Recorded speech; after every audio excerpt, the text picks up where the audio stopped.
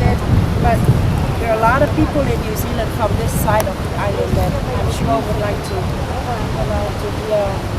And we went outside. We were staying in one of the beach ballets that were here on the beach. And we went out while the earthquake was going on.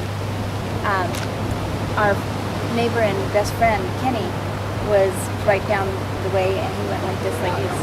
And just when he was running out of air, the water receded. My husband was the kid and the baby lived. When I got to the top of the hill, because this is really the only hillside here in Salipanga that is easy access to, the water actually went, it's probably 100 feet up the hill and washed off our hillside columns from their foundation. Water is now calm, but the tragedy and devastation is gonna be with people that experience it firsthand, like Carol, for a very long time. Carol, they will. I would just hope that from this tragedy, that one thing that is learned is from the very early age, from the time children are little, from in school, they're taught that if there's an earthquake, you don't wait, you run uphill. You don't wait for a siren, you don't wait for the ocean to go out.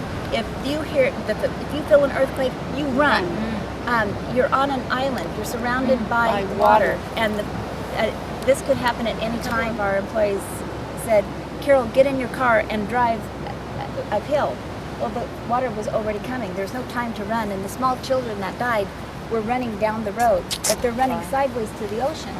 And you don't get in a car and run sideways. You have to run up the hill. Follow where the animals go. You know, when there's an earthquake, you'll notice that The animals, the birds, everything goes, they leave.